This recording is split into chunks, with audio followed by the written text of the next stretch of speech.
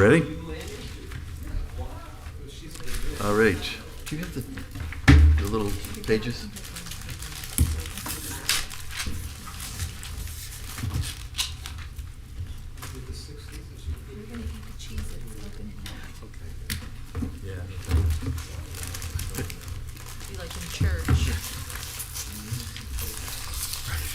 Okay, I would like to call this meeting to order. Thank you all for coming out on a cold, snowy night. The recorder is on, Diane? Yes. And everybody has signed in as they came here? Okay. Any changes to the agenda by anybody? No. Can I have a motion to approve the agenda? Roll call. Roll call first.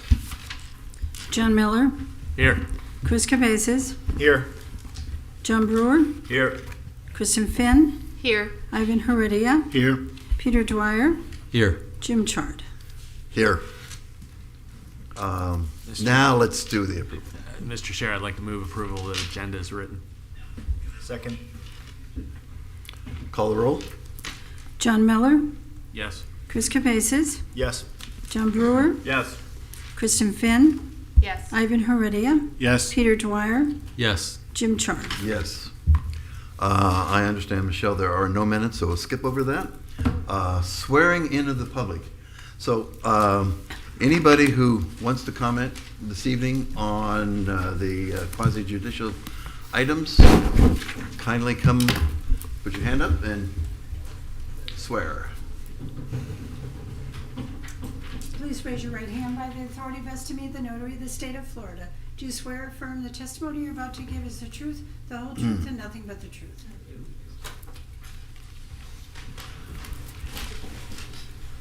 Is there anybody in the public that wishes to comment on something that is not on the agenda? Not in the quasi-judicial? Everybody's here for that. Okay, good, good. So no comments from the public? Michelle, any presentations? No, sir. So we are now to the quasi-judicial hearings. And I need to inform everybody, including those here on the board. This hearing shall be conducted in accordance with the City of Delray Beach quasi-judicial rules. The applicant and the city shall be permitted to present their case. The public shall be allowed to speak for 3 minutes each, or a maximum of 6 minutes if the person represents an organization or a group that is present but agree not to speak. The city commission, or us as the board, members, staff, and applicant may be allowed to cross-examine a witness. The city or the applicant will be allowed to offer rebuttal testimony. The decision to approve or deny an application or an appeal may not legally be made upon personal views as to whether the project is a good project or not, nor may a decision be based on the numbers of citizens who support or oppose a particular project. The law requires that all decisions must be made on the process of whether the project meets the requirements of law, the comprehensive plan, and the land development regulations. All right. So can we proceed to the presentation? For the record, my name is Michelle Hewitt, planner, and I'd like to enter agenda item 8A for 312 Northwest 2nd Street, COA 2024-067, certificate of appropriateness into the record. Okay. Before we go forward, any ex parte conversations, communications? Peter? No communication. None. None. None. None. No. All right. We have the property owner here to present. So you go here, sir? Yeah. And you'll have the option of forwarding your presentation by the arrows, the mouse, and then there's also a clicker. And the top button allows you to zoom in if you want. Yeah, thank you. Thank you. So I'm being required by the insurance Introduce company. yourself, Sir? your name and address. Oh, I'm sorry. My name is Alex Quito, and I'm the owner of 312 Northwest 2nd Street. I'm a new owner. I just moved in. And as part of the move-in process, the insurance company notified me that the roof was unacceptable in their viewpoint and must be replaced immediately. So I've been wanting to replace the roof with a white metal standing seam roof. The reason why I wound up with that was back in August, was when I was originally going to buy the property, but a third-party lawsuit intervened and delayed the process. At that point, I had no idea that a roof would be considered by you guys, to be blunt. And so I simply picked what I thought was the most appropriate roof for our conditions, which is a white roof and a metal roof because of the hurricane dangers and all the rest of it.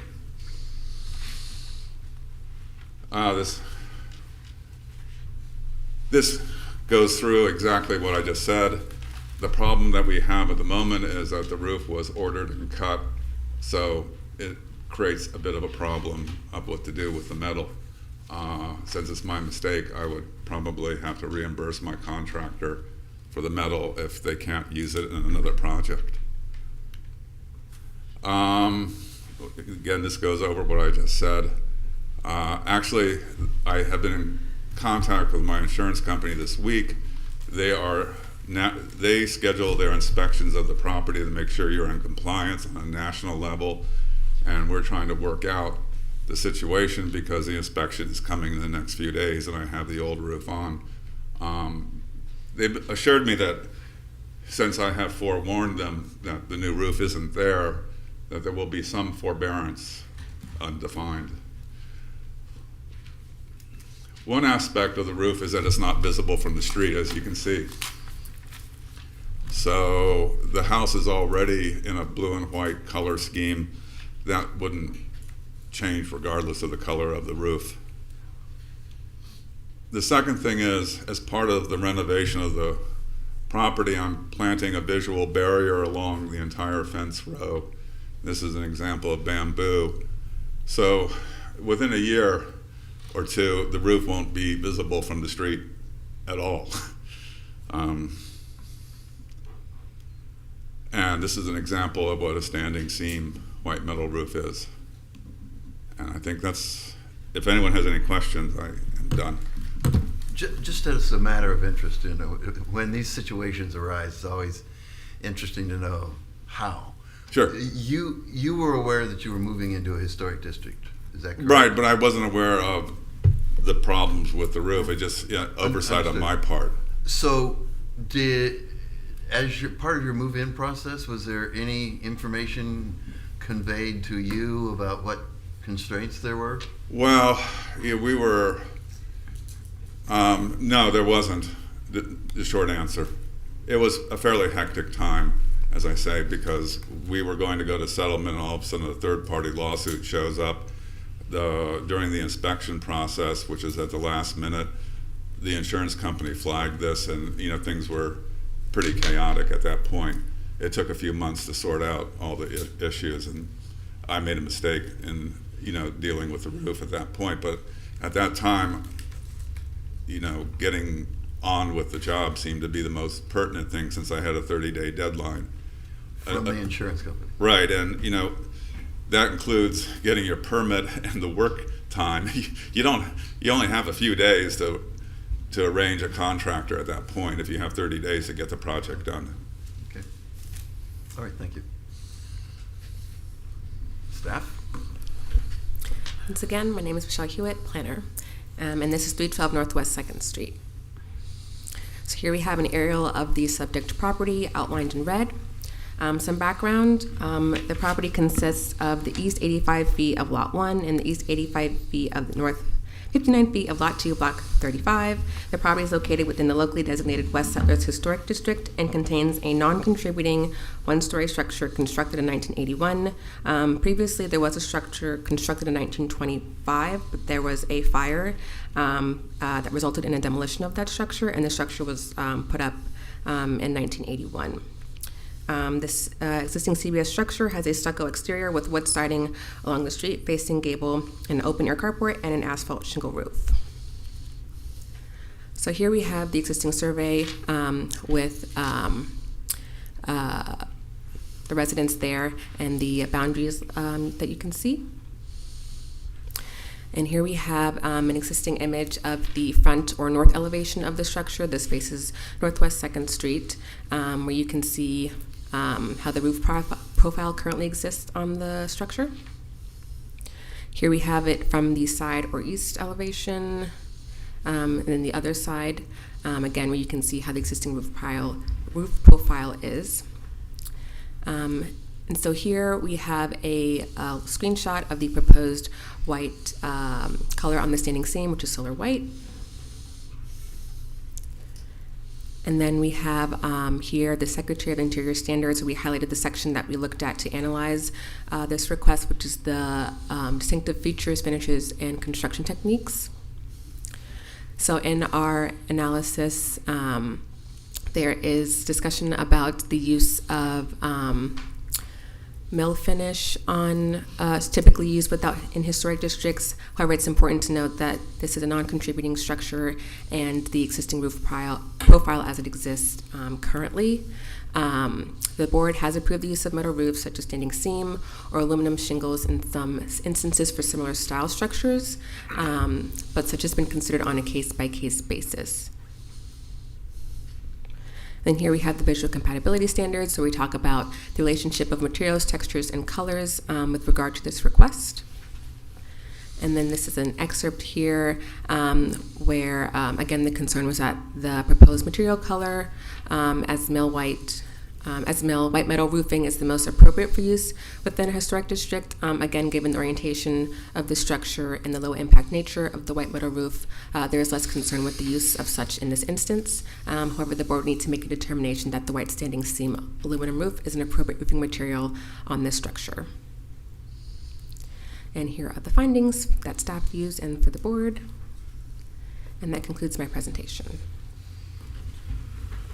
Can I just add something? You were asking about, my awareness of the historic district. Since I have moved into the historic district, my awareness has increased substantially. And, I had thought of putting in a white vinyl fence. That's out the door now. I will replace the fence, repair the fence. It's a wood fence. And I did need to get 2 sheds onto the property. And I talked to Michelle and got wood sheds, which will be conforming. It's not my intention as an ongoing basis to do things that are in variance to your wishes. So there's 2 things where I changed my plans to accommodate the historic district. Thank you for noting that.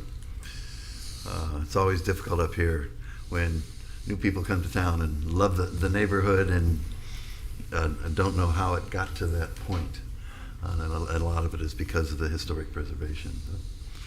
Any rebuttal, Michelle? No, Chair, we actually need public comment first. Before rebuttal? Yes. All right.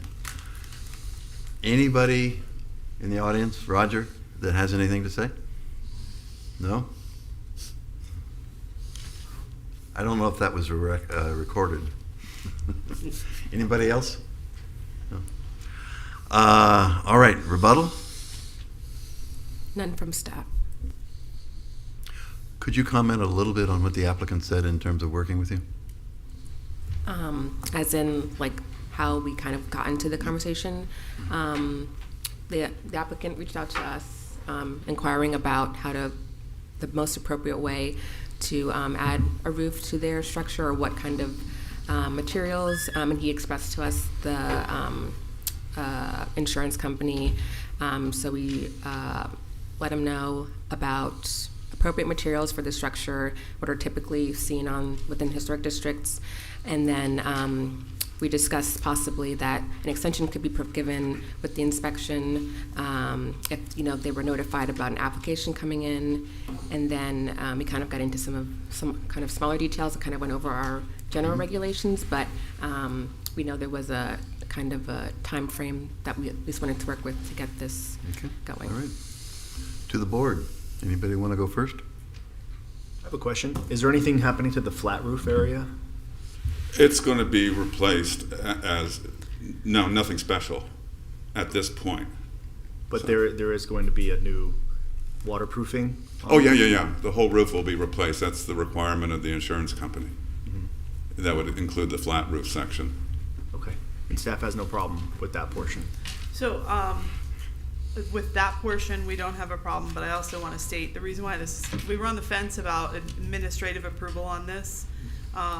It's a non-contributor, which we've already testified, but it was the color of the metal. That's the reason why this is before the board, so that it's the board's decision. So we don't have an issue with the proposal, the flat deck roof, that preserves the form of the structure as it exists now. I have no problem with this. I can support it. Wanna go? I was just gonna say, I agree, it's not really changing the form or the shape, the massing, anything. I am a little concerned, and it's not this applicant's fault, but I am concerned about the trend we've been seeing about begging forgiveness instead of asking permission. I think the last 3 or 4 meetings, we've had some of that, so a little more education maybe for the general public or out in the field, but other than that, I can support this. That's why I asked the survey question. I actually have that written down, so, And if I can, I know you haven't asked me a question, but if I can talk to that. sure. So our first line of defense with education and making sure people know they're in a historic district are with realtors. And so we do spend a lot of time in pre-application meetings educating the real estate agents and brokers locally. But it's really hard because an applicant may purchase a property unbeknownst to them that it's in a historic district. So, I appreciate the comment, and we would love it if, it weren't in this situation, but this is where we are, so. No, I totally get it. It's absolutely, as you say, the first line is the realtors. I didn't want to cast any aspersions on Kristen or John over here, but We've got so many great realtors. no, Yeah. there's many that are fantastic, but there are some that kind of conveniently leave out certain Or details. they themselves so, don't know. Yeah, Yeah. No, I get it. Kristen? I was just gonna say if the metal roof and the material is okay. I did want to mention, just to have it on record that so everybody would know that even if you're planning on doing landscaping around that would cover something that may or may not be approved by the board, that's not considered appropriate, like hiding something or doing the landscape where it wouldn't be seen from. And it's not necessarily directed to you because we're saying that this material is acceptable.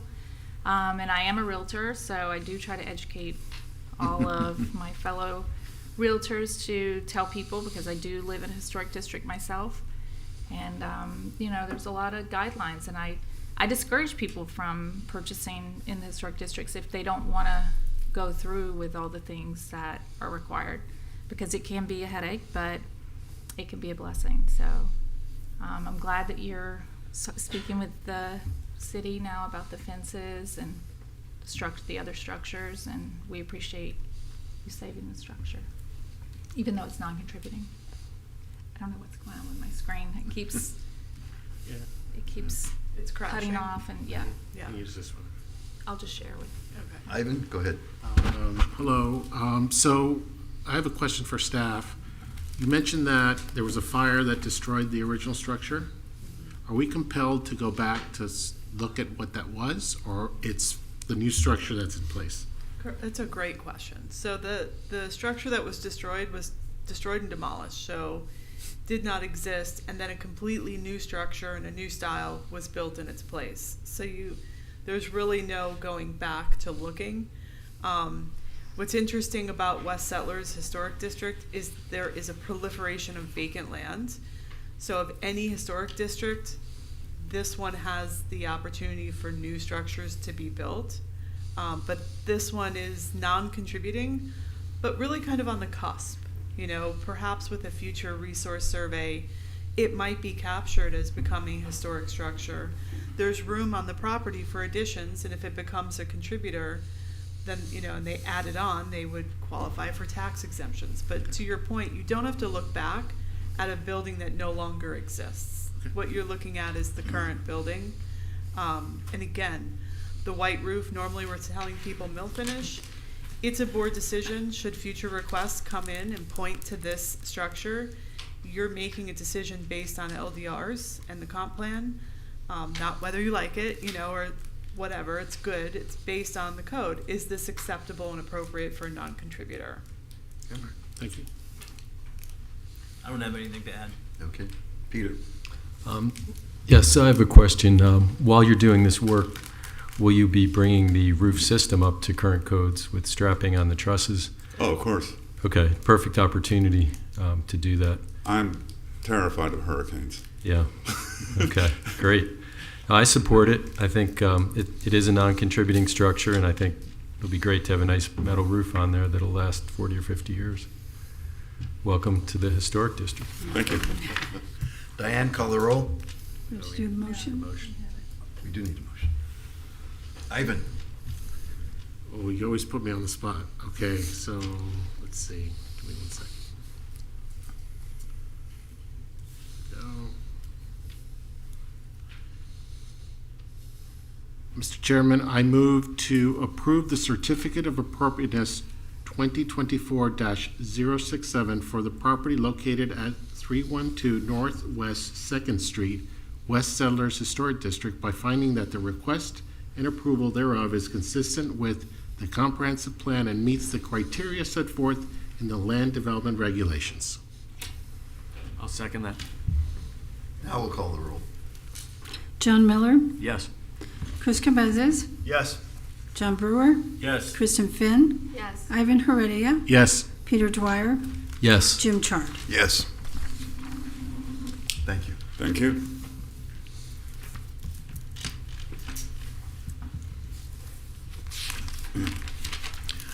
Next, item B.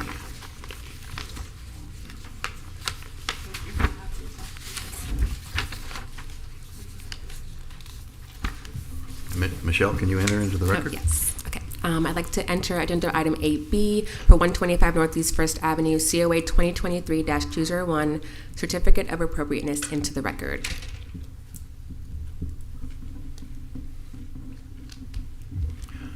Is the applicant here?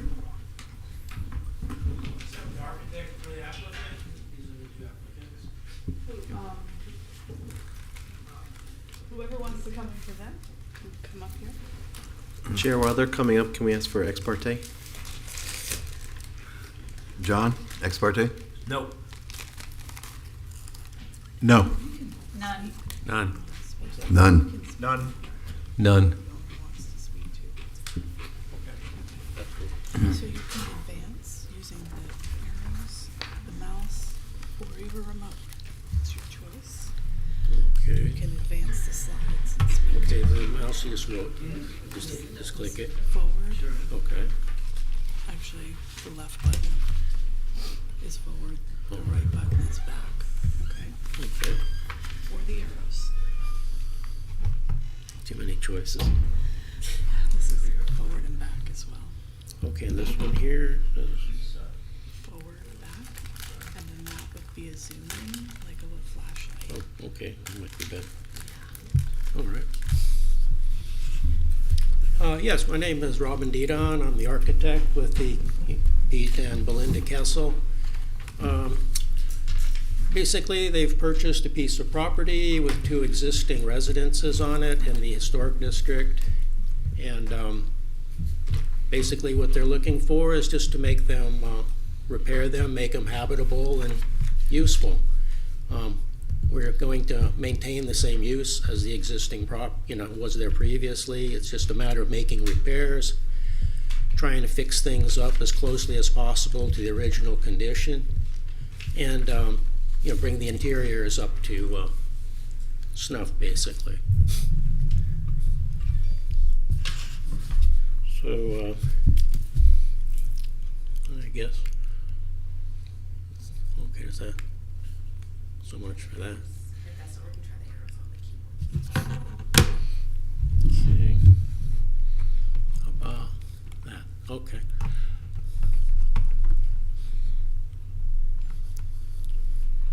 Okay, that's the survey of the property showing the front residence. They're relatively small. You can see it. Okay, there we go. Right there. And then there's another residence in the rear that's back there. This is the alley that basically was entered to. This is along First Avenue here, it's First Avenue.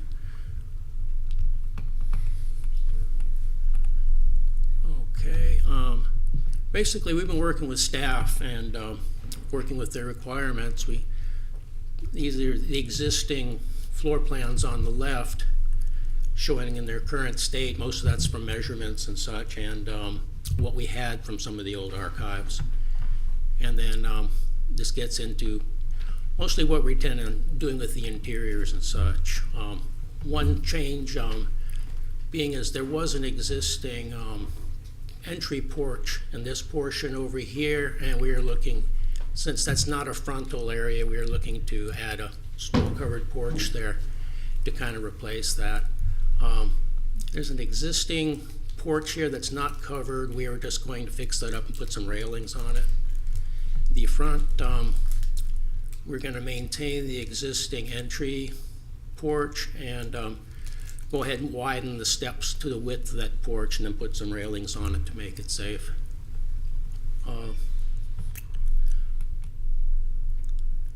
This is the site plans here. This is represents the existing one right here. And you can see on the proposed, most of it's staying as it is. Like I said, that shows the new porch there, and we are going to rework the drives and walkways, with get rid of the existing concrete slabs, which are in poor condition, and replace those with, pavers, and then the rest of the lot would be, landscaped and, with like crushed coral paths, that sort of thing. There's a wood fence across the back alley here that's in poor condition. We are just going to remove that and replace that with about a 3-foot hedge. And then there's only a couple of palm trees, or there's a couple small trees in the front, which we will maintain. And that's about it for the existing landscape. Here's the small front house right here. This is the existing house as it is now. You can see the front. This is the side that's along First Avenue, and then the sides, and then I guess the rear would be the west side.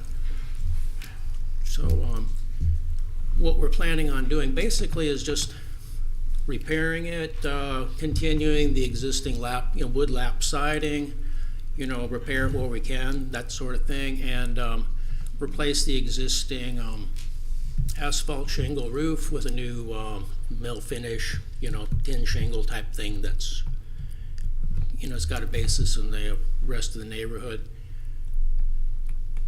This is the, again, this is the rear.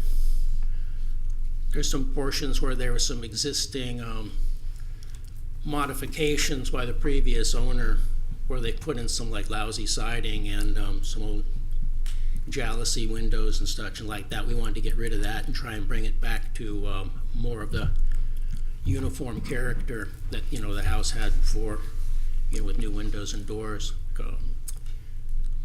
Let's see what else. Okay, and that's basically the porch.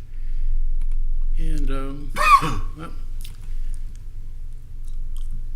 that's pretty much it. We're really not doing much to it, but we're trying to keep it as much in character with the existing neighborhood as we can.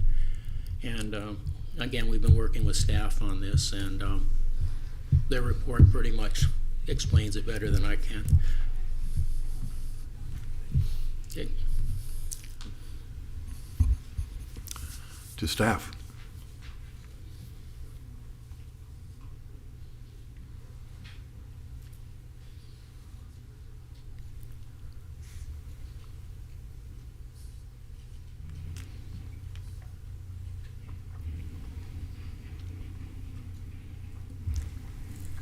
Once again, for the record, I'm Michelle Hewitt, planner. Here we have 125 Northeast First Avenue with the subject property outlined in red.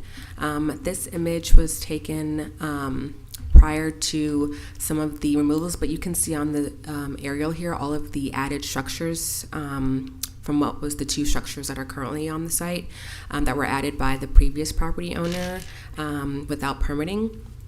Some other history is that the property is located within the locally and nationally designated Old School Square Historic District and contains 2 two contributing 1949 one-story frame vernacular style single-family residences.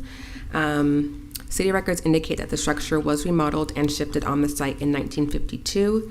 And the structure contains original wood casement windows on the main structure, enclosed side porch with aluminum awnings, 2 windows by the front door covered by screens. The subject structures were remodeled around 1949 by Samuel Ogren Sr., who was Delray's most prolific architect during the real estate boom. This included an entry to the south of the rear structure and an open-air porch to the north of the rear structure and a porch to the north of the front structure. Let me go to the, get to that later. It is also noted that the rear structure may have been the main residence, as it is larger and is labeled as building number 1 on the floor plans, which I'll get to later on in the presentation. So, as I mentioned earlier, a series of modifications were made to the site and structures that were not permitted, including a series of sheds and covered storage areas, removal and reconfiguration of windows and doors, and installation of vinyl siding.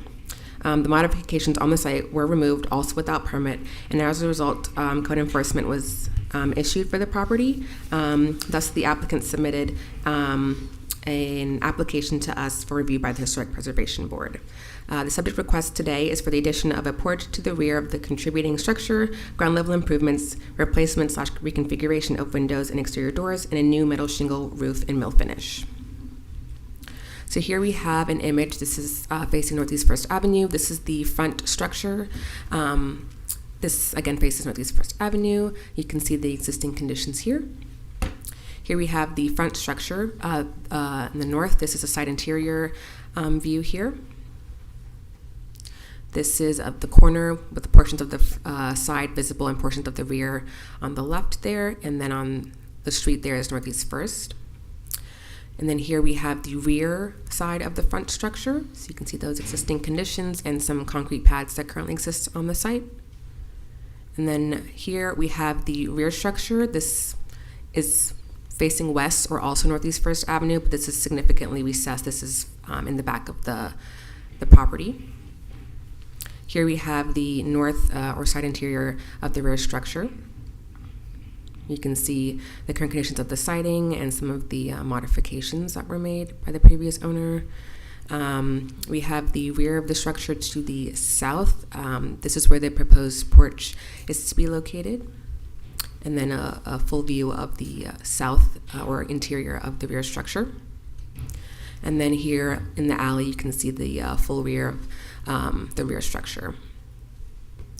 So here we have the existing survey. The existing structures outlined were highlighted in the blue, and then hardscaping in the brown color. And then here we have the 1949 site plan, or this was the remodel from Samuel Ogren Jr. or Sr., with the front structure there on the left, and the structure on the right being the rear. Again, we said that it's possible that the rear structure might have been the main residence, as these plans indicate it as building number 1 and the other structure is building number 2. So here we have the existing site plan again here, again with the blue existing structures and then the brown being the hardscaping. And here we have the proposed site plan. So the structures are to remain their footprints. Some updated hardscaping from going from the gravel to the pavers, and a redone parking in the rear. And then we have that porch extension there to the south of that rear structure. So here we have the 1949 building permit, the floor plan, so you can see how similar the orientation is with the little bay window jutting out on the right there that you can see here on that front structure. And then here we have the existing floor plan. Again, you can see those similarities. And then we have the proposed. There's no modifications to the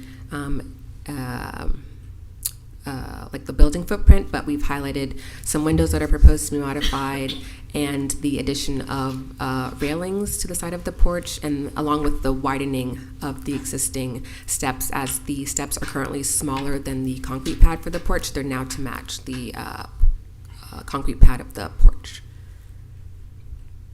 And then we have the rear structure here from the 1949 remodel. And this is the, again, the floor plan here. There has been some slight modifications between the 1949 and the what's currently there now.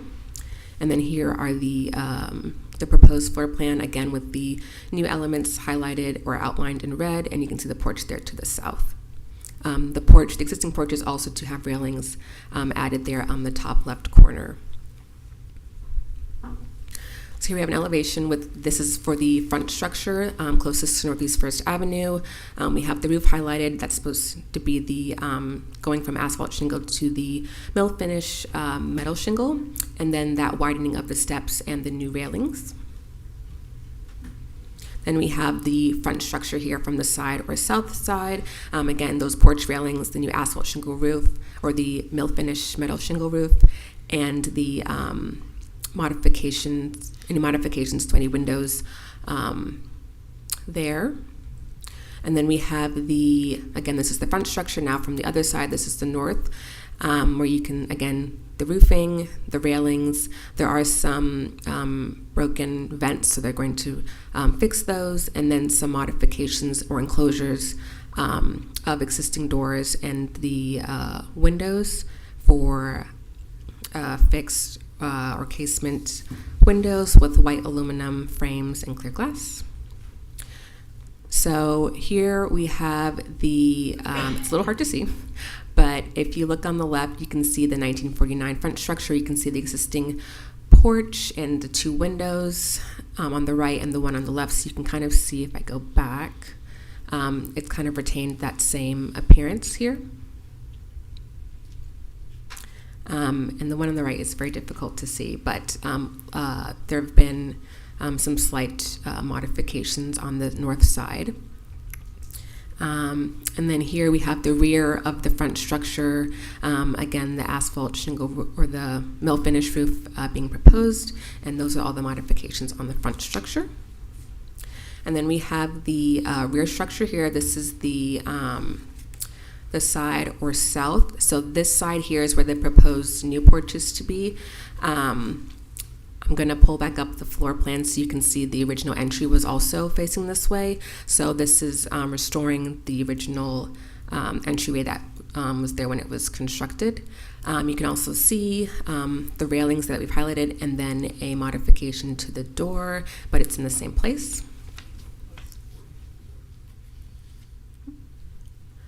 And then we have the rear structure. This is the rear or east side. This faces the alley, where on the left there you can see that new porch addition, and then some modifications to windows and the enclosure of some of the windows as well. And then we have the side or north side of the rear structure. This is the other porch where they're just replacing the railings, and then you can see some of the windows and doors, or the windows proposed to be modified. And then we have the front or west. This faces Northeast First Avenue, again with that new porch addition on the right, and those railings to the existing porch on the left, and some window and window modifications. So we have, and it's a little hard to see, but the 1949 of the rear structure. You can see some of the existing bay windows or original, and some of the orientation of the porches, and the like roof sloping as well, because that was modified. So I'm actually going to go back to the floor plan so you can see the entry there at the bottom. That's the south side, so that's where they're going to be adding the new porch. Okay, so here we have the proposed colors and materials. They are proposing to restore and replace the original wood siding, and the colors are to be satin white and the polar satin, I believe it was. And all of the materials are proposed to be authentic, so there's no concern with that. As previously mentioned, the windows are to be white frame aluminum with clear glass.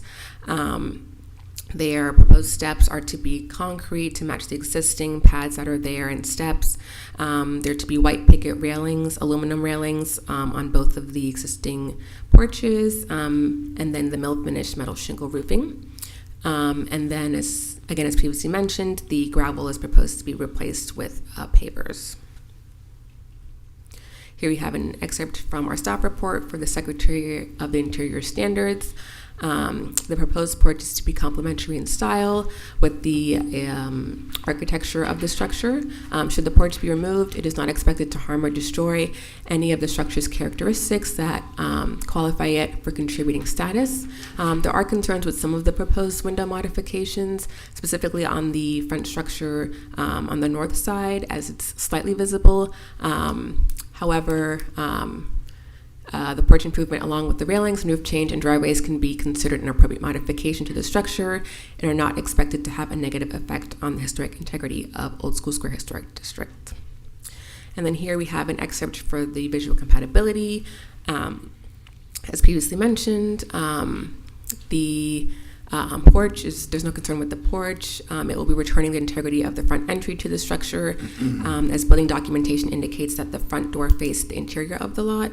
There are also proposed modifications to the existing porch and stoops, such as the widening of the steps and the railings for safety on both structures. The proposed alterations are to be constructed in the same architectural style as existing structures, and the materials are considered visually compatible with the existing structure. So those are the sections we used for the Secretary of Interior Standards to analyze this proposal. And then we have the same thing here for the visual compatibility standards. And then we have the findings that staff used and for the board, and some site plan technical items that we've included with the request. And that concludes my presentation. Any comments from the public? Just take a second.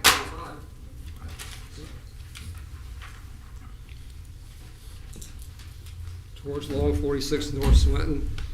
Get her done, as Larry the Kennel Man would say. It really needs that work. Also, as a point of interest, you were adding a little side porch to a door there? Yeah, basically. Yeah, basically. I was calling around under my house looking at remnants of the past, and I saw evidence of a side porch about that side. There's some concrete pillars under the house, then cut off at the top at one side. It's been covered over, so that apparently is appropriate also in my mind. Thank you. Any other comments from the public? Rebuttals from the applicant? Or any further responses? No, not really. Okay. Michelle? None from staff. Okay. Who wants to lead this one off? I can start if you like.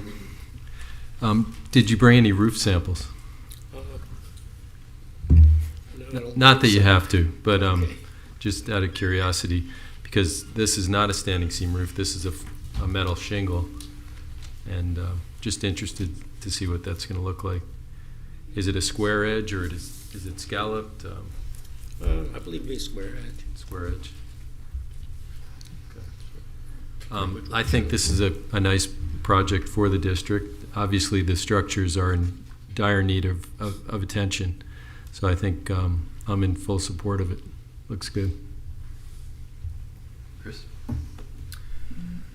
Yeah, I'm glad to see work being done on this historic property. I think overall, I think there's been good work done here. I guess I'm a little concerned with so many of the windows changing. There was a certain character to the old house that, so the windows were a little bit more unified in certain areas. I'd like to hear John's take on this because he has more experience on it. Overall, I think it's good. It's a good update, but the so many changing of the windows, I'm wondering what the board is going to say about that. So I'll come around back to me. Okay. I'm just gonna pull up the images because those jalousie windows are mostly on the rear. Vice Chair, can you make sure your microphone's on? Thank you. The jalousie windows on the rear, or that's the north side. I'm assuming those are not original. Those look more to me like 50s or 60s additions, although this house was, what, 48, 49. I'm not horribly concerned about that. I think this structure or these structures were well on their way to demolition by neglect. And so I'm very glad to see that, I drove by this house every once in a while, and it was always a kind of a throwback to either Old Del Rey or Backstreet in the Keys or something like that. It was a little sketchy.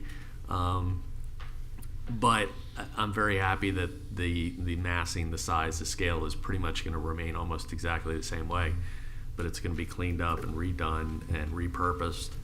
I did have a question on the roof tile as well. I kind of wanted to see that, and I was wanting to know if there's any additional trim or shutter colors or anything. I think we just saw white up there. Is that what everything is going to be? Anything on fascias or eaves or anything?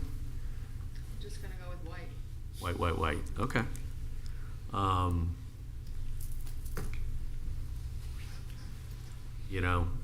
Other than that, I mean, this property had lots and lots of potential. I'm glad somebody sees that and is gonna, bring it up and make it modern, up to code, up to spec. So. Did you have any I'm in comments on support the of it. windows No, I'm fine with the windows. with all the changes? Mm-hmm. Okay. John Brewer. I mean, I don't have anything to add. I'm sorry, did I cut you off? I was just gonna say, no, I mean, they're making some changes in the opening, but I don't think it's dramatic in the sense that you're not gonna have a solid wall there or anything else. You are gonna still have openings. They might change a little bit to accommodate what's going on the interior, I assume. But other than that, I'm okay with it.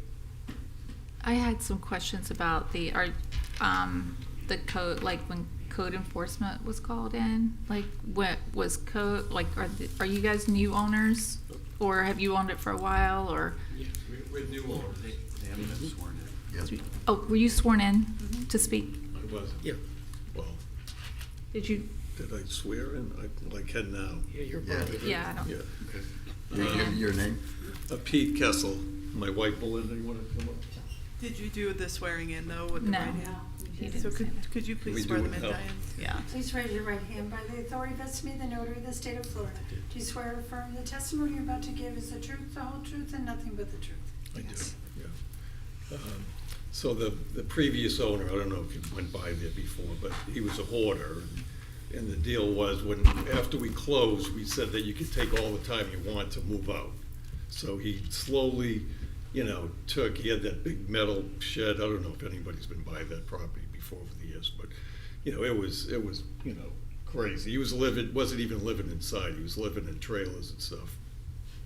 And so we did come in. We knew it was going to be a whole long process and stuff. So we just wanted to clean it up as much as we could, and we did, take the sheds down and stuff, and we didn't get a demo permit for that. So we're guilty of that.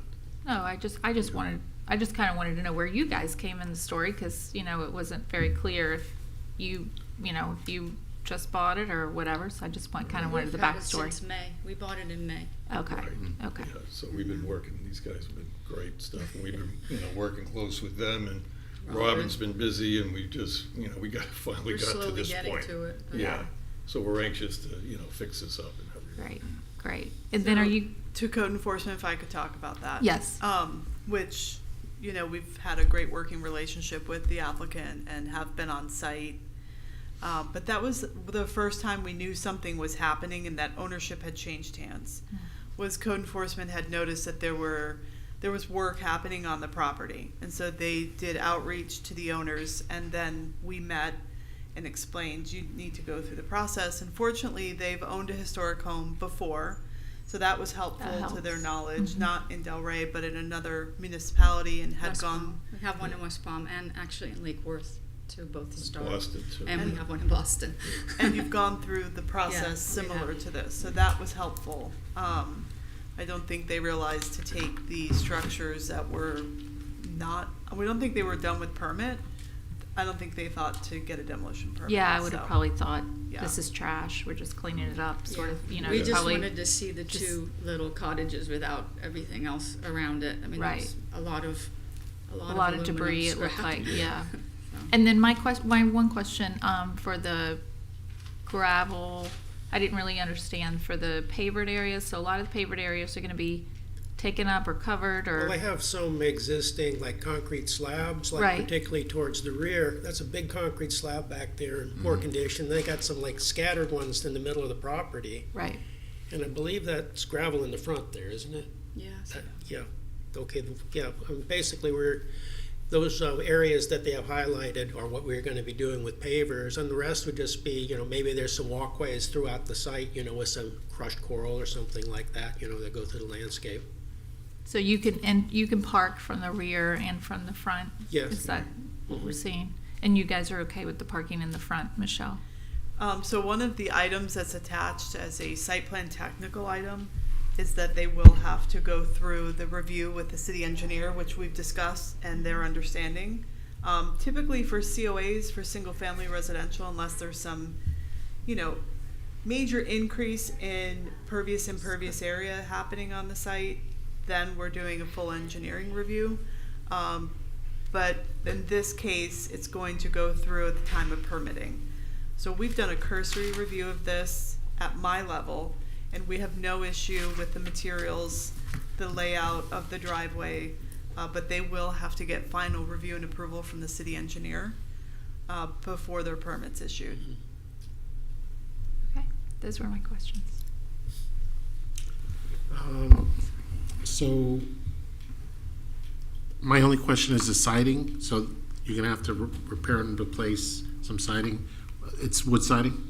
So yes it is, and we've had some discussions on this, but why don't you go first? No, just point of clarification, just wood siding and, So what they currently have is the structure was built with a wood siding, and over the years, it had been covered, the wood siding had, with vinyl and metal in some areas. So there's peeling off the inappropriate material to expose the original wood.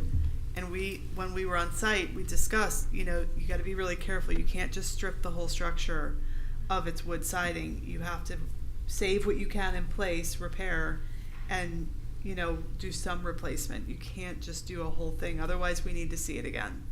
So they're aware of that, but they do have deterioration occurring on the siding, on both structures. Clearly, you saw that in the rear. And there's some, I think, like T111 even, plywood in the back, where you don't have the lap siding even existing. no, it's a great project, and I'm glad the applicant is taking this on. John? Nope, nothing to add. No? Okay. I have a couple of fairly small questions. Going back to Kristen's question about the driveway, in the front, are you able to turn around, or do you have to back out into the street with that You'd be configuration? backing out into the street. That's the way the current one's set up, so. We generally discourage that. Is that a, Not for single-family residential. So they could look at a circular drive, but what's a challenge is the property's only 57 feet wide. So to have a circular driveway with a 5-foot setback on the north, 5-foot setback on the south, now we have 47 feet to work within. And there's distance requirements from their driveway to adjacent property driveway. So they could look at it if this was what the board wanted, but the city engineer would have to weigh in and make sure that it met the requirements of the LDRs. Back out parking for residential is fully acceptable. You need 25 feet between the islands of the circular, so Within your property. within. Yeah. And then you Okay. also separate, you're right, you have a separation, I don't know if it's 25 or not, but separation from the driveway to the adjacent property as well. So, Probably wouldn't work. it could be something that if you wanted them to explore, they could. But they also have this front porch that projects off the front of the building that you can see here, where there's little steps that come down in the projection, so that could potentially be a conflict point. Could you tell us a little bit about the pavers, what they are? We haven't even picked them yet. We didn't pick them yet. We haven't got that far, but What are you thinking about? what do you think? Just flat gray pavers, nothing fancy. Okay. Something All right. simple. A little bit about the bay window or windows. Those were on the original building, and you're not doing anything about replacing them or anything? That's right. Okay. And the railings on the porch, do we know what those are going to look like? I think they've said here. white. Some of those drawings there, that's, They're right here. I believe It's you're using a labeled. vertical rail metal picket, Mhm. and it's black, I think you said. Well, I wanted black, but then I heard white in there. Well, Yeah, you've I asked for black. Yeah, I Yeah. think so, yeah. That's Okay. why I thought, because it's, everything else is white, and it's just, I would like to get lights that are black and kind of pull it together. Mhm. All right. Anybody want to make a motion? Sure, I will. Mr. Chair, I'd like to move approval of the certificate of appropriateness 2023-201 for the property located at 125 Northeast First Avenue, Old School Square Historic Arts District, by finding that the request and approval thereof is consistent with comprehensive plan and meets the criteria set forth in the land development regulations. Second, Ivan? Second. We're really working Ivan tonight. It's like, Get him back in the swing of things. That's what I get first. Yeah. Yeah. Call the roll, Diane. John Miller, Yes. Chris Cabezas, Yes. John Brewer, Yes. Kristen Finn, Yes. Ivan Heredia, Yes. Peter Dwyer, Yes. Jim Chard. Yes. Congratulations. Thank you. Thank you. Thank you. Looks like a great project. Thank you. Thank you much. So that gets us to the next presentation.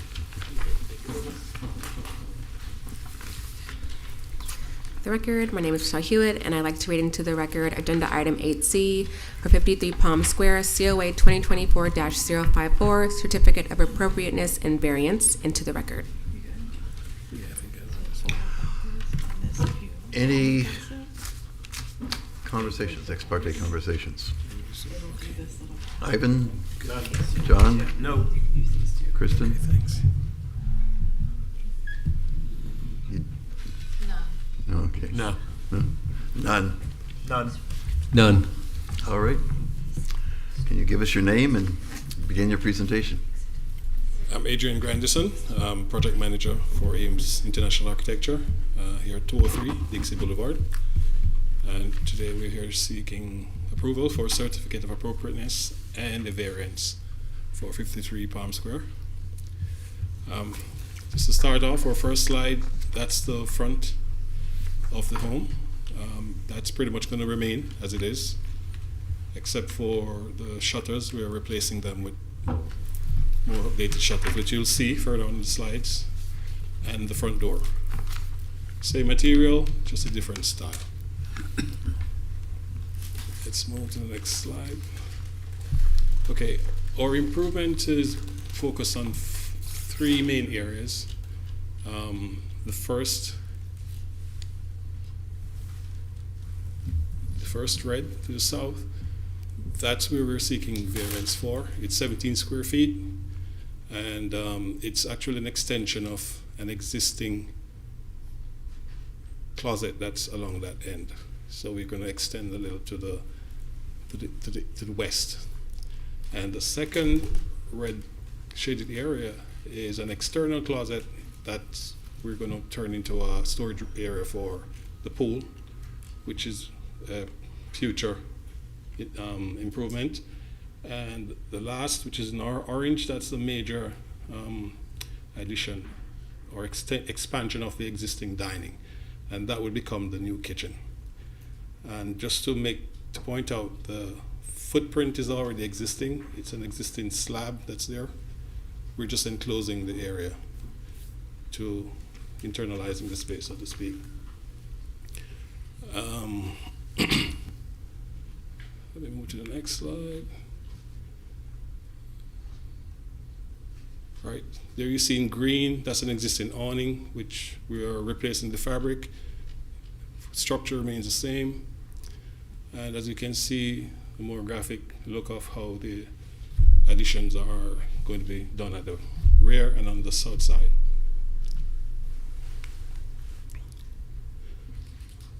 Now this is how we envision that expansion of the existing dining to the kitchen area. And right there, it's where that's an existing closet along here, and then we are adding that 17 square feet to the west of it along that corner. Over here, it's just a blow up of the same areas for clarity.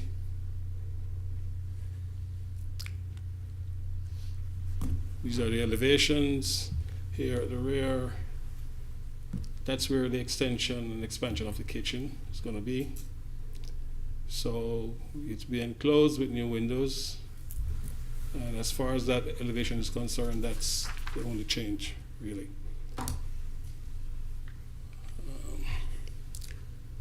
Next. That's the same expansion on a different view from the south. That's the existing home at the front, the rear, and that's the shutter being proposed. It's a dark green, and the awning, it's pretty much the existing color that's going to be the same, just a new awning. So we're matching the awning with the shutters to the awning. And that's it.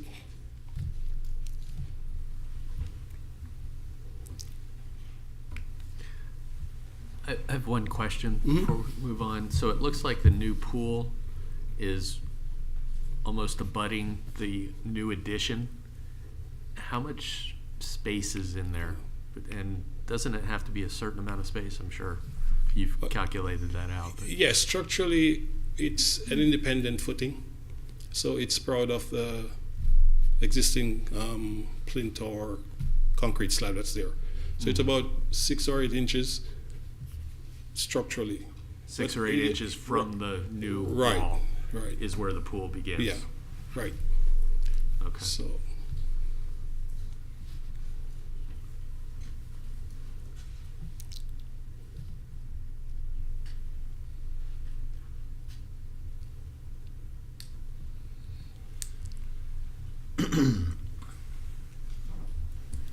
All right. Once again, for the record, my name is Michelle Hewitt, and this is 53 Palm Square. Here we have the aerial of the with the subject property outlined in red.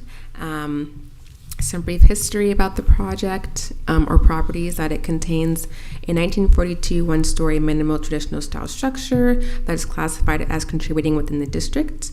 This is within the locally and nationally registered Marine Historic District. Distinguishing architectural features include a side-facing gable with vent, a symmetrical facade, and an inset porch. The request before the board is a COA and variance for 2 additions totaling 102 square feet, in addition to the rear of the home, installation of a pool and deck in the rear, replacement of the existing carport awning, replacement of the existing paving in the rear, and the variance to the minimum required south interior side setback. So we have the front of the structure, or the west, the existing, where you can see the shutters and the porch area. Here we have the side or north elevation. Then we have the existing rear or east elevation. And then we have the existing side or south elevation. This is the side that's proposing the relief.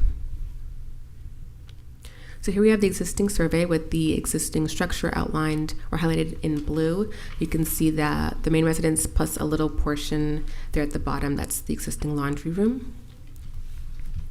And we have the existing site plan where you can see like the existing awning covered carport there at the bottom, and the locations of the hardscaping on the site. So here we have the proposed site plan. Again, existing is in blue, and the proposed additions are in red, and the pool is in the rear there in the lighter blue color. The additions are to the at the bottom portion there that sticks out. The one to the left, the one that's requesting the relief, is going to be integrated into the laundry room, and the smaller one on the top or the north there is going to be separate, or it's not going to be connected to the current laundry room. That's to be proposed to be a walk-in closet, and then in the back there next to the pool is the addition for the porch enclosure. So here we have the proposed floor plan. Again, new elements are highlighted in red, and then the pool is there. So here we have the proposed front or west elevation with the front door proposed to be modified. The chimney is proposed to remain. It's just not in the drawing up at the top. And then the shutters are proposed to change color. Then we have here the proposed side or north elevation, where you can see that enclosure there in the rear on the left side. And then here we have the proposed rear or east elevation, where there's the proposal with the addition in the back, the enclosure of the porch, and the addition on the rear and then on the left side of the existing structure. So here we have the proposed side or south elevation. Here we have the addition in the rear on the right, and then this portion here is the proposed addition for the requested variances. So the variance request is to reduce the south side interior setback from the required 7 foot 6 inches to 5 foot 9 and 5/8 inches on the south side of the existing home to accommodate a new 1-story addition. A portion of the south side of the structure is approximately 5 foot 9 and 5/8 inches from the property line, which is an existing nonconformity. So here we have the variance requirements and sections from the code.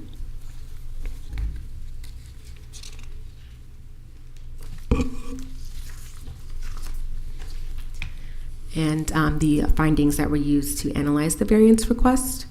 The reduced setbacks will allow the proposed addition to be positioned consistently with the existing structure's location on the site. It is noted, however, that portions of the addition could have been situated to the rear of the existing laundry room, meeting setback requirements. With that said, the configuration of the existing laundry room is that it is only accessible from outside of the home. There is no interior access. The proposed addition allows for conversion of an existing window opening to an interior door, not requiring any new door openings to be cut into the existing home. Finally, variances can be seen as tools in assisting and incentivizing historic preservation efforts. It will facilitate an interior connection to the former laundry area to be utilized as a walk-in closet for the primary bedroom. So here we have an excerpt from the our staff report for the Secretary of Interior Standards review.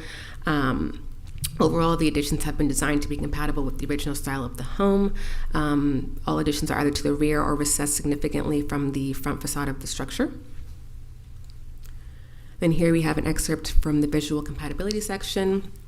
There is some concern with windows in the rear of the structure as they appear more modern in style given there are no muttons. However, again, they're located in the rear of the structure, not visible from the public right-of-way, which I can go back to.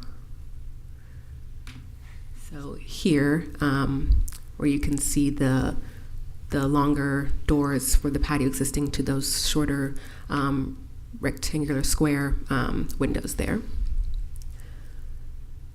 And then we have another excerpt here from the visual compatibility section. The proposed additions are either not visible in the rear or have low visibility from the adjacent Palm Square public right-of-way, again significantly recessed behind the front wall plane. Here we have the proposed colors and materials. The additions are proposed to match the existing siding color. The carport awning is proposed to be removed and replaced with the exact same material and color, and then those shutters are proposed to be colonial, the green, very similar if not the same color as the proposed carport awning. And all windows are to be white aluminum frame with clear glass. And here we have the Secretary of the Interior standards here, and the visual compatibility standards, which we use to analyze the proposal, and then the findings that staff utilized and for the board.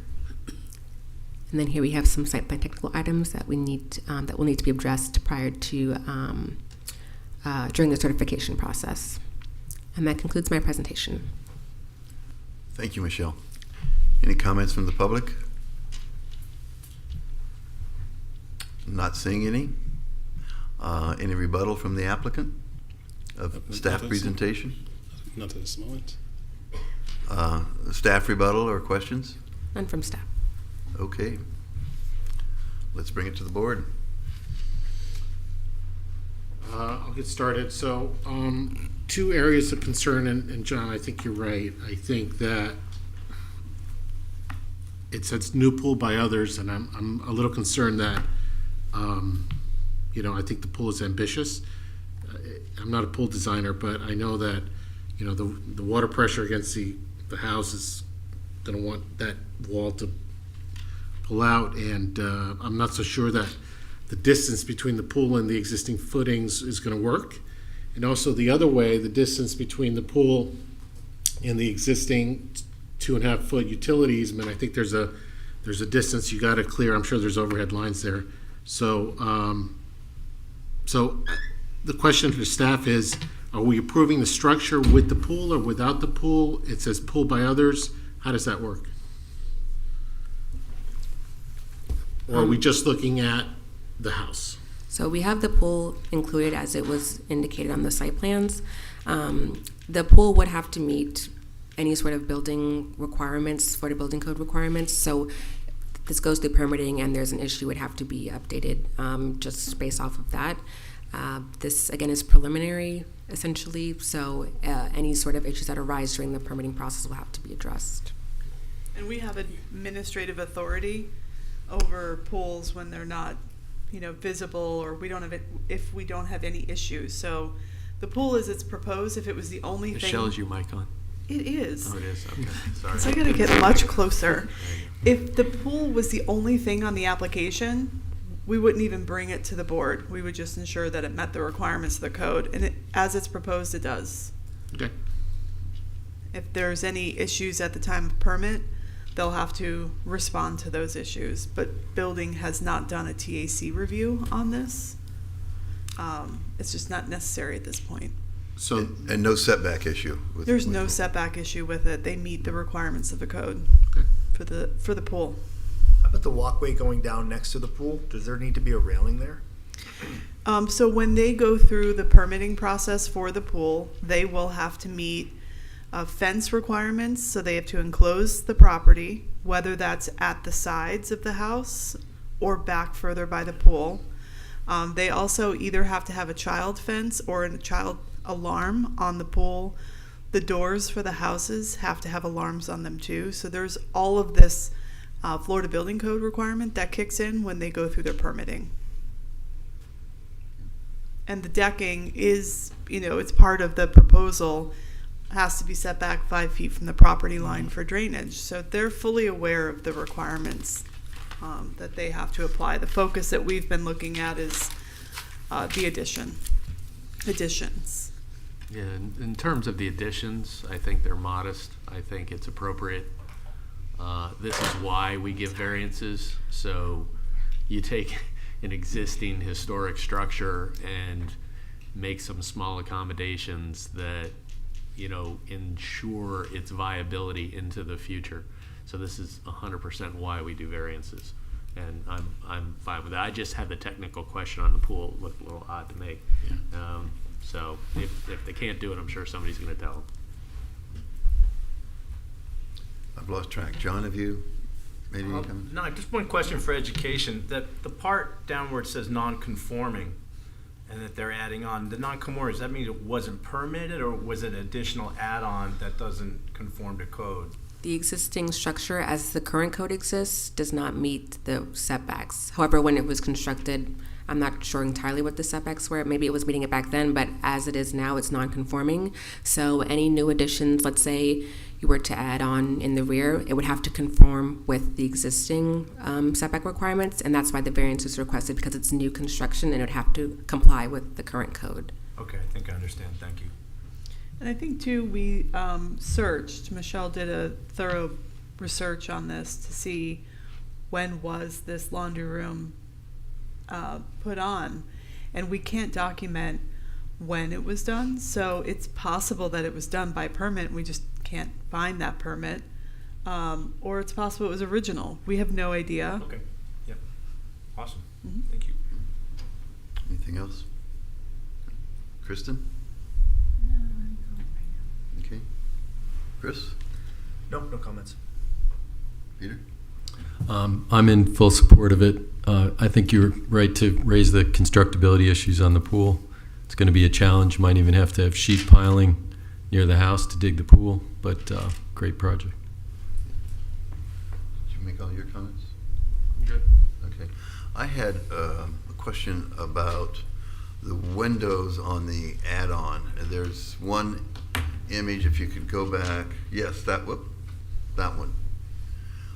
Those windows, at least to my eye, appear to be out of keeping with the other windows in the design. I don't know if anybody else felt that way. Yeah, I think that was talked about in the staff report. Yes, it was. And but it's not visual from the street, and not visible even from the side yard. So, matter of owner preference, probably. Michelle? We've documented our concern in the staff report. It is in the rear of the structure. It is the addition, so, unlike other requests that the board sees, they're not cutting openings on the existing structure. They're putting an addition onto the existing structure and adding a different window pattern. So that it's up to the board to determine if it's compatible and appropriate for the district and it meets the LDRs. We've outlined our concerns. I mean, Can I add? Well, let me make a comment then. I think, one of the secretary's recommendations is that any addition is visibly different than the original. Would Muntins look a little bit better on there? Maybe, maybe not. But I'm okay with it. Just because it is in the back, you can't see it from anywhere else, and I'm assuming they just want a more unobstructed view to the back. It's also, I think, partly, not that decisions for historic should be based on interior layout, but it is common that you're seeing applications come before the board where the interior layout is dictating the exterior of the structure. And so you really have to apply the Secretary of the Interior standards. You can have differentiation, slight differentiation from the old to the new, like John has mentioned. You shouldn't mimic the windows exactly. Maybe you would still have, a 6/1 window, but it would be slightly larger, slightly smaller. But in this instance, that is where the new kitchen is being laid out. So there's countertops there. Before the addition, it's French doors, and they're utilizing one of the French door sets and putting it exiting the building right here. So they are doing some adaptive reuse with their materials. You can't see that on this elevation, but you can see it right here. Right there. Yep. Saw that. So, it is in the rear. Okay.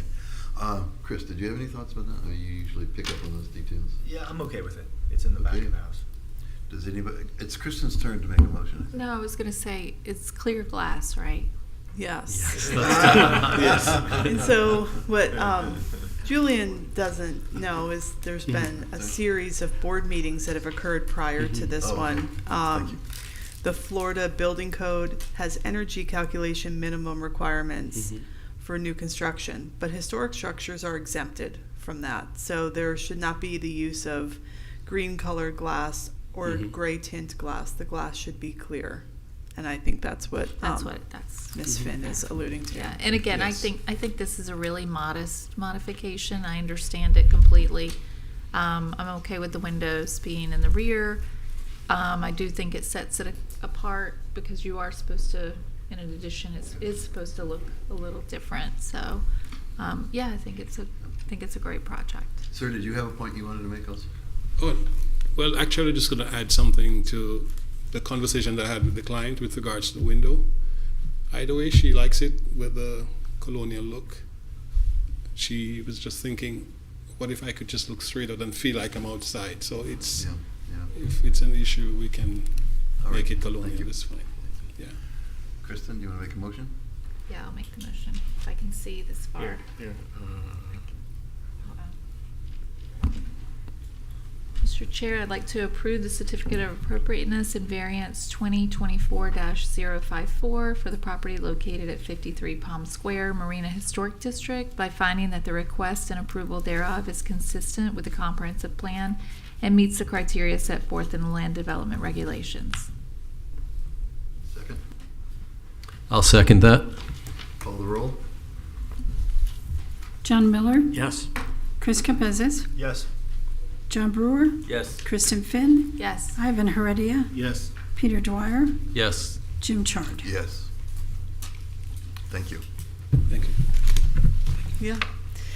I realize I have not put my name on the record, so Michelle Hoyland, Principal Planner. I'm just going to enter this file into the record. Katharina will be doing the staff presentation. This item, 8D 229 Venetian Drive, entered the filed COA 2024-038 into the record.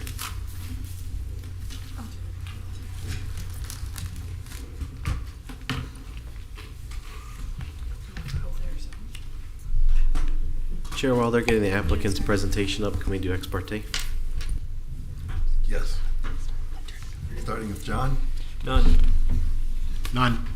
None. None. None. None. None. Yeah, so this is for.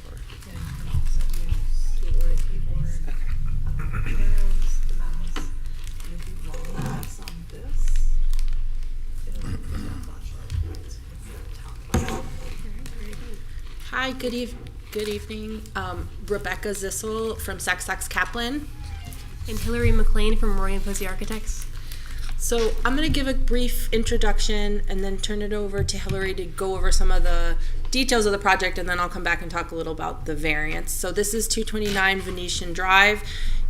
Some of you may remember this came last year, and we are here on a minor addition. So this is the location of the property, and this is also the location and in the duplex. So I'm going to let Hillary talk a little about the project. Sure. Okay, so we're coming before the board again for this rear addition. It's about approximately 46 square feet. It's on the east side of the structure. And I'll zoom in here. This is the rear facade as proposed, and it does not change from what was approved in January of last year. It's just moving that wall with the flashlight effect isn't working. It's moving the wall with the double door that you're seeing. It's moving that approximately 3.5 feet closer in this view. This is the front elevation as proposed and approved at the last meeting in January. It is not changing with this addition. And I'm highlighting here and I'm clouding the area that is moving approximately 3.5 feet further east. And here you see from the north elevation, that area, and we're proposing to carry the ridge line of the roof straight back and keep the same language over the new addition. So you see in the roof plan how we're just carrying that ridge further east and extending the eave over the new addition. Okay, now the fun part. Just want to go over some of the specifics of the request. So it's 46 square feet. It meets this is all in the staff report as well. It meets the criteria, the comp plan, the visual compatibility standards, the historic preservation guidelines, and the Secretary of Interior standards. 2 variances here. The first is for the side interior setback. The requirement would be 15 feet. We're proposing 9 feet 10 inches. that will match the existing nonconformity, similar to what you were talking about with the last applicant. The existing structure wouldn't meet the current code, and because this is new, it would need to meet the current code, and we're matching what's there. Just to emphasize, this is in the rear of the property. It's not visible from the front, and so it's preserving the original historic structure. In terms of the specific criteria, it maintains the historic character and is not contrary to the public interest. It's in the back, and by putting the structure, the addition in this location, it won't be visible, and the special conditions being the existing nonconformity.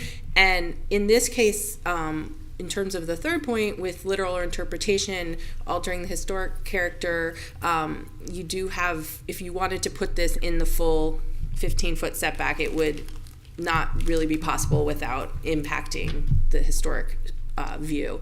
So that is for that one. The second is the FEMA finished floor elevation, which would be required for new construction 8 feet, and we're proposing 5.3 feet, same as the rest. So the 46 square feet would match the existing structure, and also in this case, since it's a duplex, the other side of the duplex. So here, by allowing it to have the variance, it's actually preserving the historic character more than raising this above the other side.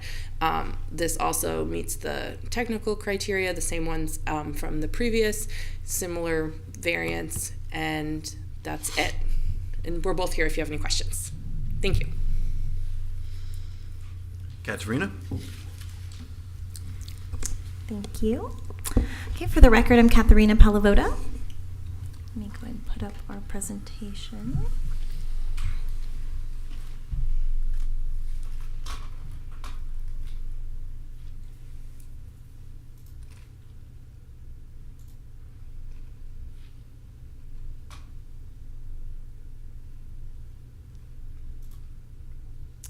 Okay, so this is item 8D, 229 Venetian Drive. This is a certificate of appropriateness and variance. Okay, so this property is, okay, here's an aerial. It's located on the northwest corner of Venetian Drive and Nassau Street.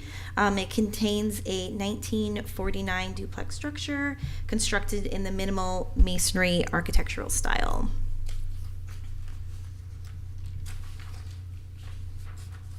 As the applicants did mention, this request did come before the board previously in January 4th of 2023.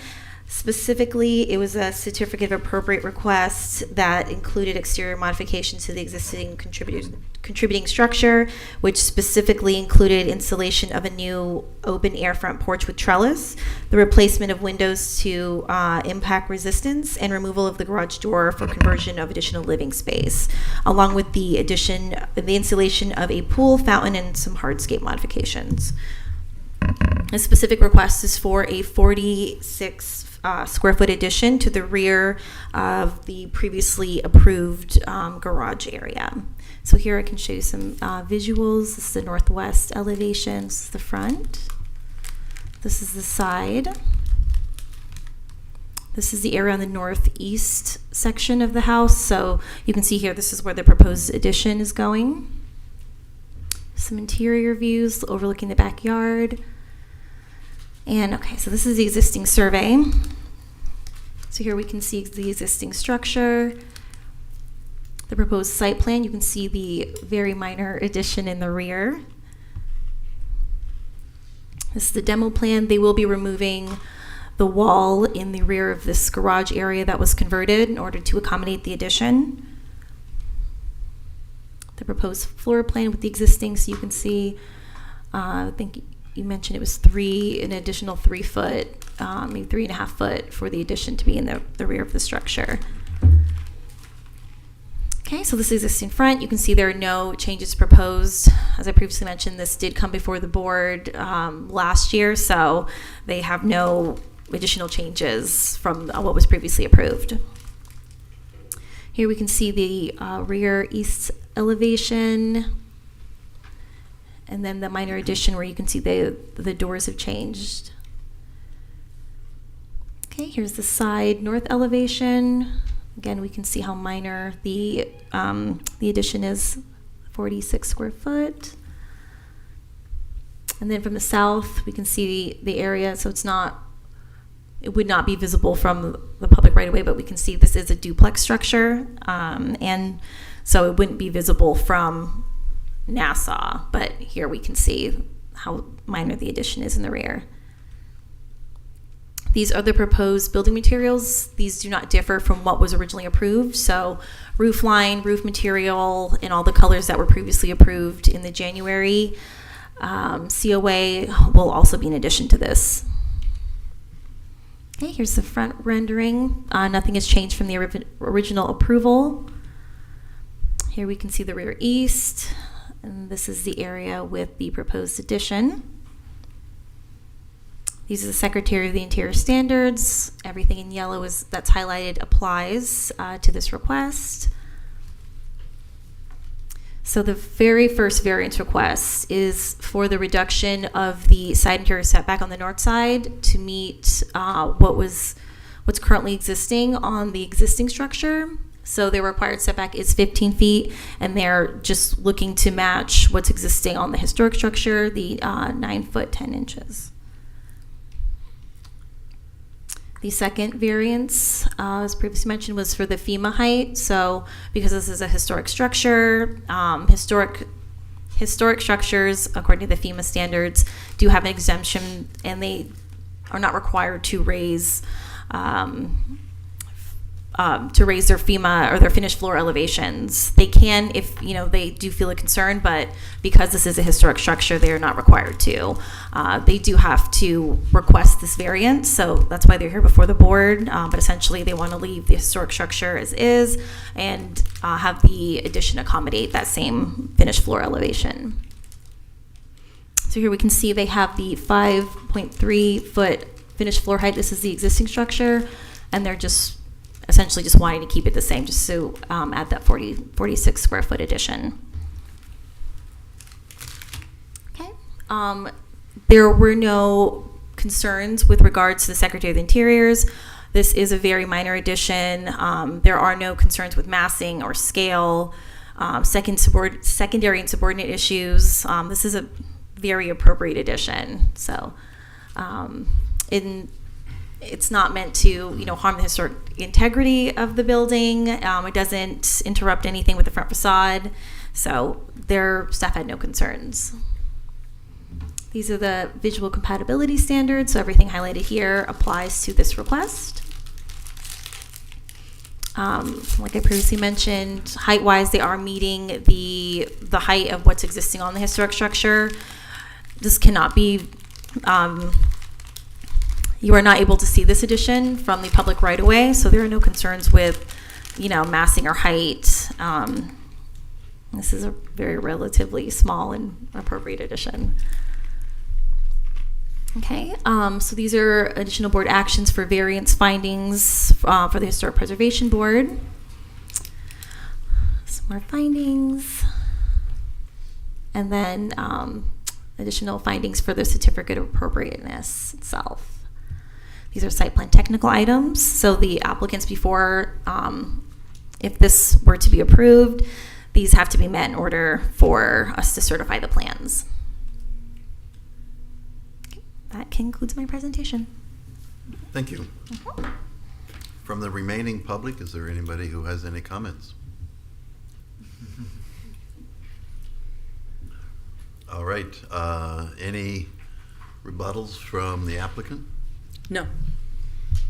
Any comments from staff? None from staff. To the board? You want to start, Pete? I'd love to start. I am so curious. 46 square feet.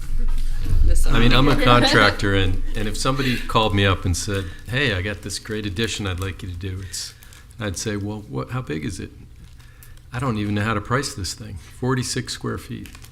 What am I missing? What's going on? Why do you need 46 square feet? Just out of curiosity. Well, for the client, it's an additional seating area. The house is very compact as it is, and she envisions her and her husband's life there. one being in the living room and then a second seating area in the master bedroom. Just a chair to read a book.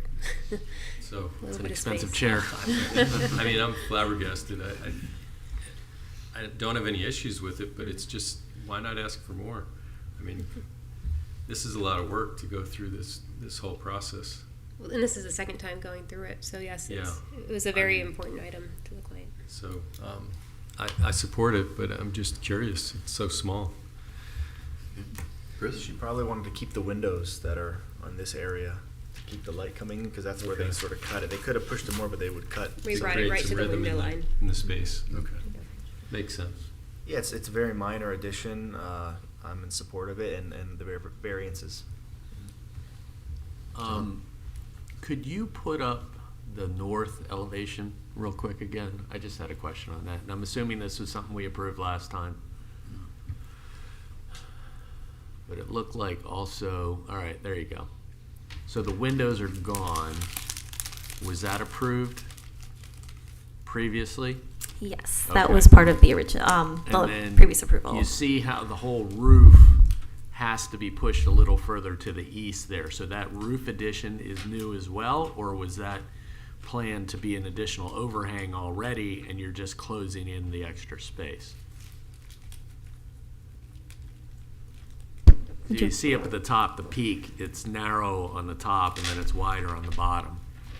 Would you like to ask the applicant? Sure. I can answer that, yeah. We are extending that ridge line of the roof out. Yeah, Okay, so the whole roof has to push out a little bit further then Yes, as well. that is correct. It's even a more expensive chair. I mean, it's No, I'm fine with it. I'm okay with it. I was curious as well, so. it just seems like a lot. You're going to involve every trade. Yeah, this to me is really borderline on what could be approved. What was there by before, staff, but where the extension is? Is that a grill area? it's a grill. It's Is like that an right? outdoor Oh, kitchen okay. there. Yeah. So that's going away and there's gonna be doors there. Kristen? Yeah, I'm fine with it. It's really small, but as a woman, every square inch counts. I mean, we did a whole addition because I wanted an extra closet, and it turned into a whole thing. So I get it. You guys are, it's giving you business, and they're still keeping the structure, and it, like staff said, it's in the rear, and they don't see a problem with the LDRs. So I'm in support. Ivan? I have a couple of questions. Is the whole roof being re-roofed? So that was, yes, it's part of the project. The first phase of the project has not been completed yet, so maybe that makes a little more So sense when you this won't see any, occurred. it'll be cohesive? Correct, Okay, good. And then have the neighbors been notified and, yeah, okay. Yeah, so the other part of the duplex is 231 Venetian Drive, and before these applicants came in, 231 actually came before the board for a small garage addition in the back, and when they were changing the roof, there was a mutual agreement that whatever this one was going to do, the 229 was going to do, so the roof will still be cohesive. Nothing to add. Okay. Same here. I think it's an excellent one. I think also this maybe is on the edge of an administrative decision. So, Peter, do you want to make a motion? Okay, let me find the proper document. Okay, like to make a motion to approve the certificate of appropriateness 2024-038 for the property located at 229 Venetian Drive, Nassau Park Historic District, by finding that the request and approval thereof is consistent with the comprehensive plan and meets the criteria set forth in the land development regulations. Second. Call the roll. John Miller, Yes. Chris Cabezas, Yes. John Brewer, Yes. Kristen Finn, Yes. Ivan Heredia, Yes. Peter Dwyer, Yes. Jim Chard. Yes. Thank you. Thank you. Thank you. Congratulations. 46. So, moving along. Good meeting. Yeah. Straight up rules. What a team we have up here. So, any legislative items? No. Okay. No reports or comments? I have some comments, and just in the fact that we are almost to 8, I won't be long because it's nice to be done early. I may have to leave and turn the gavel over to John. Okay. Okay. I just want to say good job to the board when making comments on projects and basing those comments on code, and encourage you to continue to do that and rely upon the LDRs, the staff reports, projects, as you hear the chair read the quasi-judicial hearing rules. If the standard is, does the project meet the rules of the law, the LDRs, the comp plan, you can't make a decision based on whether or not a project is a good project. So just to use some caution in saying I like the project, instead thinking about the terminology, I feel that this is appropriate for the district, which I do hear the board saying. So if you could really focus on that. And for our board members that are new, I think we have shared the training opportunities with all of you, the videos. If I haven't, please let me know. But I would like for you to get those training videos, work through them. Some of them are, a couple hours. It's crucial. Unlike some of the other boards, this board has a lot of rules, right? So you have the Secretary of the Interior standards, Delray Beach Historic Preservation Guidelines, the LDRs, the comp plan. There are a lot of standards that are in place that really bring us to our analysis that's in a staff report. So we've tried to fine-tune it as much as possible, mostly presenting whatever the concerns are, and if there are none, then we're obviously saying, the board can make a determination. You will see in the staff reports, we talk a lot about that. This can be determined to be appropriate because it's up to you to decide. So the language sounds passive, but what we're telling you is we don't see an issue with the requirements of the code. So we need you to just dial in and focus on that with all of your requests that come before you, because these are quasi-judicial hearing proceedings. It's a matter of the record of the law. So I want to compliment you on how great you're doing, encourage you to keep doing that, and try not to say, even though you might love a project, try not to say I'm making a decision because I like it. Our Historic Preservation Month is coming up in May, and we typically have an awards meeting that occur in April, so keep an eye out for that. And for those of you who have not been through that process, we'll provide you with the approved projects that have been CO'd in the last couple of years that would qualify for your deliberation for the awards program. But I also wanted to ask your advice. We're looking at some other options that we could be doing to honor preservation. I'm not putting you on the spot right this moment, so don't feel like you have to throw an idea out at me right now. But if you think of something that might be a good, enriching thought to honor preservation in our community, we'd like to hear it. Last year we honored the 3 local historic preservation nonprofits, Spady, the Historical Society, and the Preservation Trust, as our partners in the community. And so we've been thinking of some ideas that we've got that we may bring forward, but we always, want to make sure we touch base with you too. So if you have some thoughts or, inspiration, please let us know. So that'll be coming up in April. And we may embark on another board training because it's been a couple of years since we've had a board training, which is why I want you to complete the videos before we get anything scheduled. So if you need the links again or need the information, just shoot me an email and I can send it off to you again. Could I just ask you to resend it to everybody? Sure. That'd be probably the easiest thing to do. No problem. You'll see the training videos are from the state of Florida. There's one that we did several years ago, but it's still very relevant and applicable. And then, obviously, if you haven't watched it, our Delray Symposium is a fantastic resource. People keep reaching out, asking, how did you get Donovan Ripkema to come? Just like we called. So he's kind of an industry fave. and then the Palm Beach Symposium, which goes a bit farther, I think, than our symposium did. So you'll see these links. We'll forward them to you again. Those, I think, are my main issues. Do you have anything? No? Okay. That's all I had. Our next meeting is March 6th? Yeah. One idea for an award maybe is to a business that is in the historic district that maybe supports the historic agenda and what we do. Okay, thank you. Yeah, I agree. I think that'd be great. Okay. March 6th. We don't have a very elaborate agenda identified just yet for March. The bulk of the big projects just came through. So we're shifting gears a bit internally from what this process is. We call this more of our current planning effort to long-range planning. We've got some other projects at Delray Beach Golf Course going through for analysis of significance. The cemetery survey advertisement for the bid is coming up soon, working with that consultant, should we be able to find a consultant.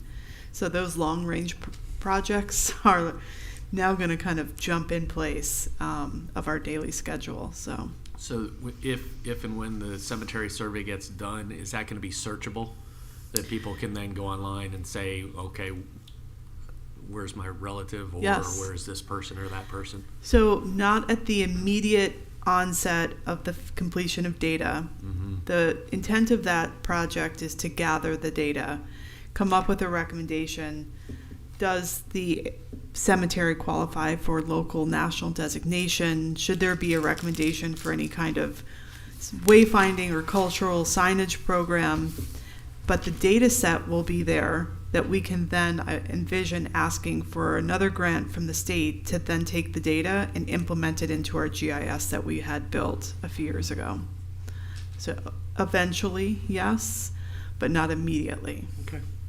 I'm just curious. I think it's really important for our Black community, particularly African Americans in this area who are, buried there, or families that have been buried there, because the history for African Americans tends to stop as they weren't identified as by name on a census. They were identified by their owner. And so we're really looking forward to establishing who is buried, where are they buried, and the information coming forward so that people can do their genealogical research and find out more about their family. So while it's a cemetery that has all residents or people who were in Delray at the time buried there, regardless of race, we think it's really important to establish that for the Black community here in Delray Beach. This is Black History Month, February is. So, I think this is an enriching project. It's at the forefront of importance at the state level, at the national level, and it should be here too. Speaking of that, so shameless plug, there is a lecture tomorrow on Zora Neale Hurston over at St. Paul's. It's put on by the Historical Society. So if anybody's interested. Is it a movie, isn't it? Is it a film also? I think it's like a documentary type thing. So What time is it? I think it's 6 o'clock tomorrow. So, but yeah, it's there's 100 and something people already signed up. So it'll be good. That's great. I've been seeing such great opportunities coming from the Historical Society. They really are upping their lecture and gathering things that are happening through the year. It's so exciting because it's reminding me of what we often look to the Palm Beach Preservation Foundation for. And now we have these opportunities locally. So we're super excited on all of these events that are coming out. Well done.